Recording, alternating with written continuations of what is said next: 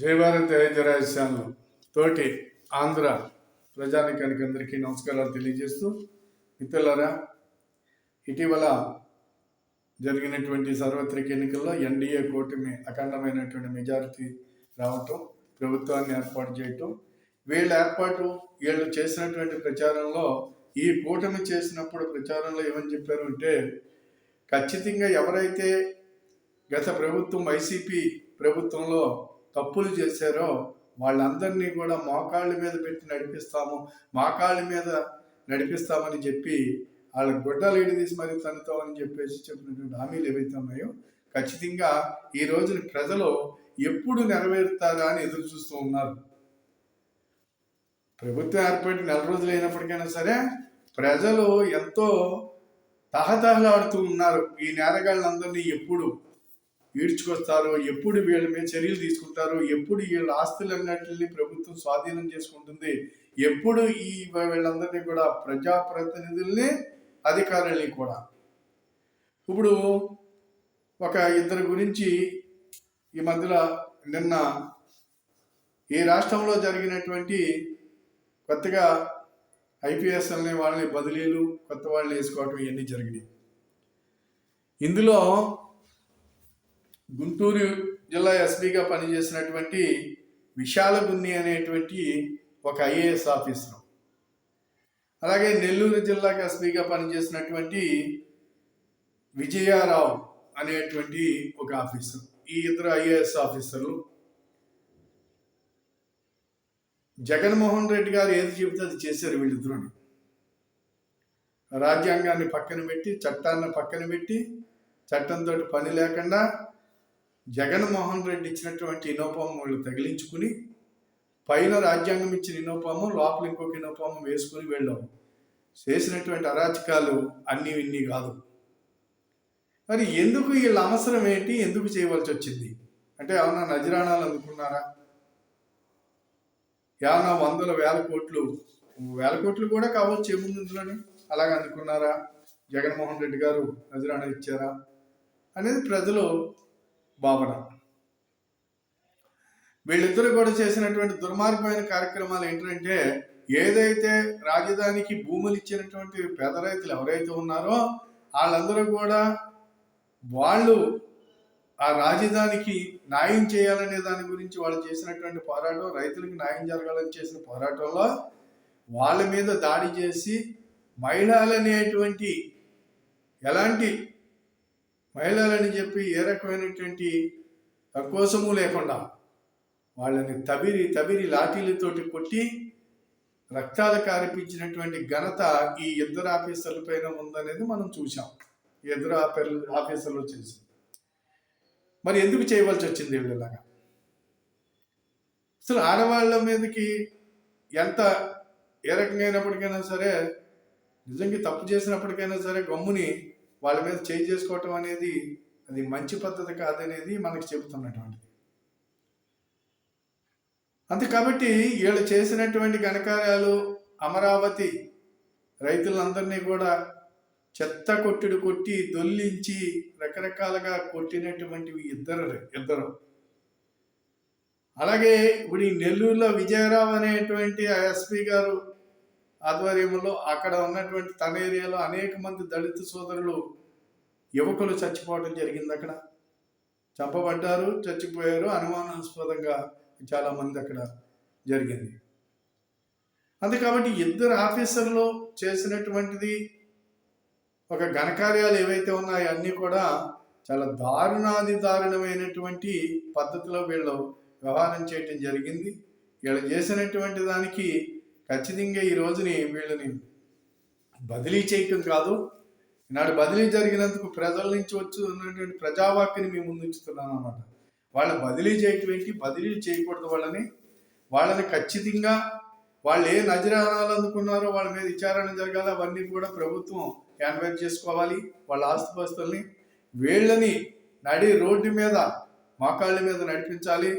అలాగే వీళ్ళని జీవిత ఖైదీలుగా, వీళ్ళు ఖచ్చితంగా జీవితాంతము జైల్లో ఉండేలాగా, జీవిత ఖైదీ పడేలాగా వీళ్ళపైన చర్య తీసుకోవాల్సినటువంటి అవసరం ఉందని చెప్పేసి ప్రజలందరూ నోట వినిపిస్తున్నటువంటిది. అంటే చూడండి వీళ్ళు చేసినటువంటి ప్రజలకు ఇప్పుడు ప్రజలు సొమ్ముతోటి వీళ్ళు చదువుకున్న దానికి కానివ్వండి ప్రజల సంపద, వీళ్ళ ఉద్యోగాలు వచ్చి జీతాలు తీసుకుంటున్నటువంటిది ప్రజల సంపదే. మరి ఈ ప్రజల్ని రక్షించటం, ప్రజలకి రక్షక భటులుగా మీకు ఉద్యోగాలు వచ్చినాయి. అంతే తప్పించి ప్రజాప్రతినిధులకి కుక్క కాపలా కాయటానికి కాదు, ప్రజలకి కుక్క కాపలా కాయాలి ఇక్కడ. అందుకబట్టి ఇది మానేసి ప్రజాప్రతినిధులు సంకలు నాకుతూ వాళ్ళు ఇచ్చిన నజరానాలు తీసుకుంటూ ప్రజల యొక్క ప్రజల యొక్క సంపదని జీతాలుగా తీసుకుని వీరు చేసినటువంటి ఘనకార్యాలకి ప్రజలు ఏం కోరుకుంటున్నారయ్యా అంటే ఇప్పుడు ఖచ్చితంగా వీళ్ళని కఠినంగా శిక్షించాలి, వీళ్ళు ఉద్యోగాల బదిలీలు చేయటం ఇలాంటివి చేయకూడదు, ఖచ్చితంగా వీళ్ళని జైల్లో పెట్టాలి, వీళ్ళని శిక్షించాలి, వీళ్ళకి జీవిత ఖైదీలు పడాలి, వీళ్ళకున్నటువంటి ఆస్తుపాస్తులు ఏవైతే ఉంటాయో అవన్నీ కూడా ప్రభుత్వం రికవరీ చేసుకోవాల్సినటువంటి అవినీతి సొమ్మే కాబట్టి ఖచ్చితంగా రికవరీ చేసుకోవాల్సినటువంటి అవసరం ఉందని చెప్పేసి ప్రజలందరూ భావిస్తున్నారు. అది కాబట్టి ఈనాడు ఏలుతున్నటువంటి ఈ ఎన్డీఏ కూటమి ఏదైతే ఉందో ఈ నాయకులందరూ కూడా ఈ ప్రజల కోరికని మన్నిస్తారని, ఈ ప్రజల కోరిక ప్రకారంగా మీరిచ్చిన హామీల్ని నెరవేరుస్తారని, టోటల్గా ఎలాంటి ఆఫీసర్లు, పోలీస్ ఆఫీసర్లు కానివ్వండి, కనీసం రెవెన్యూ అధికారులు కానివ్వండి, లేకపోతే ఎవరైనప్పటికైనా సరే టోటల్గా మొత్తం అధికారులందరి మీద ఈ తప్పు జగన్ను సంకనాకినటువంటి వీళ్ళందరినీ కూడా తగిన శిక్షలు ఇవ్వాల్సినటువంటి అవసరం ఉంది. తగిన పద్ధతుల్లో వీళ్ళని చర్యలు తీసుకోకపోతే వ్యవస్థ ఇలాగే కొనసాగితే ఈ అవినీతితోటి, అక్రమాలతోటి ఈ దేశంలో అలాగే జరిగిపోతూ ఉంటుంది, ఎప్పుడు అదే జరుగుద్ది. అది కాబట్టి ఒక్కసారి ఇలాంటి చర్యలు జరిగితే కనుక రేపు రాబోయేవాడు ఎవరైనా సరే, ఇప్పుడు చేయబోయేవాళ్ళు ఎవరైనా సరే ఇలాంటి వాటికి చెయ్యరు, జాగ్రత్తగా పడతారని చెప్పేసి జాగ్రత్త పడతారని చెప్పి ప్రజల భావన. అదే రకంగా ఈనాడు వీళ్ళందరికీ తగిన శిక్ష పడకపోతే ఖచ్చితంగా ఇక్కడ వీళ్ళందరికీ తగిన శిక్షలు పడకపోతే ప్రజల భావనలు ఏంటంటే న్యాయస్థానాల మీద ప్రజలకి నమ్మకం లేదు, చట్టాల మీద ప్రజలకు నమ్మకం లేదు. ఎందుకంటే ఈ చట్టాలు కానీ న్యాయస్థానాలు కానీ సామాన్యుడికి ఎక్కడ న్యాయం చేయలేదనేది స్పష్టంగా నేనైతే చెప్పగలను. ప్రజలందరి నోటంటే అదే వస్తుంది, మనకెక్కడ న్యాయం జరుగుద్దండి అలాగని చెప్పేసి. అంటే న్యాయమూర్తులు ప్రమాణకం చేసిన న్యాయమూర్తులు ఏం చేస్తున్నారో, ఈ ప్రమాణం చేసి పట్టాలు పట్టుకొచ్చి ఉద్యోగాల్లో జాయిన్ అయ్యి వీళ్ళు ప్రమాణకాలు చేసి బాధ్యతలు చేపడతారు. ఇలాంటి ప్రమాణకాలు చేసినటువంటి వీళ్ళందరూ కూడా ఈ బాధ్యతలన్నింటినీ పక్కన పెట్టి, వీళ్ళ ప్రమాణకాలను పక్కన పెట్టి వీళ్ళు తీసుకునే బాధ్యతలు వేరేగా ఉంటున్నాయి. ఖచ్చితంగా ఇక్కడ సామాన్యుడికి ఎవరికి కూడా న్యాయం జరగదు. కోర్టుల్లోకి వెళ్ళిన తర్వాత సంవత్సరాలు వాయిదాలు వేసుకుంటే వెళ్తారు. వాయిదాలు వేసుకుంటే వెళ్ళినప్పటికీ ఇక్కడ ఎవడైతే న్యాయం కోరి వెళ్తాడో అతని జీవితకాలం ముగిసిపోతుందే తప్పించి కోర్టుల్లో న్యాయం జరగదు. ఒకవేళ నిజంగా న్యాయం చేస్తున్న అవతల వాడికి మాత్రమే, ఎవరైతే దుర్మార్గం చేశాడో, ఎవరైతే మామూలుగా అన్యాయంగా ఎవరైతే ఈ అన్నట్టు కారకులు అయ్యాడో, ఎవరి మీద అయితే మనం కోర్టుకు వెళ్ళామో వాళ్ళకి న్యాయం జరుగుతుందే తప్ప మనకి న్యాయం జరగట్లేదు అనేది ప్రజల యొక్క భావన. దీనికి ఖచ్చితంగా నేను కూడా చిన్నప్పటి నుంచి చూస్తున్నాను, ఇటువంటిది ఎక్కడ సామాన్యుడికి న్యాయం అయితే జరగలేదు. ఏ కోర్టు చూసినప్పటికైనా సరే ఆ కోర్టులు తీర్పులు ఏమిస్తాయో తెలియదు కానీ వాయిదాల మీద వాయిదాలు వేసుకుంటూ ఆ పెండింగ్లో పెట్టి జీవిత కాలము తిప్పించి వీళ్ళని ఆ రకంగానే భూస్థాపితం చేసేస్తారని చెప్పేసి ప్రజల భావన, అందులో నా భావన కూడా. కాబట్టి ఈ చట్టాలను బతికించాలి, ఈ న్యాయస్థానాలను బతికించాలి.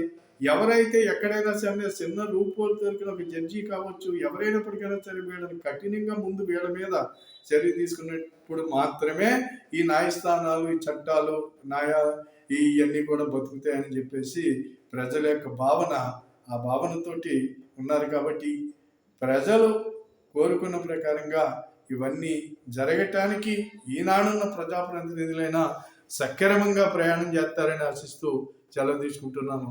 జై భారత్, జై హింద్. ఈ వీడియో 10 మందికి షేర్ చేయమని చెప్పి సబ్స్క్రైబ్ చేయమని కోరుతూ సెలవు తీసుకుంటున్నాను.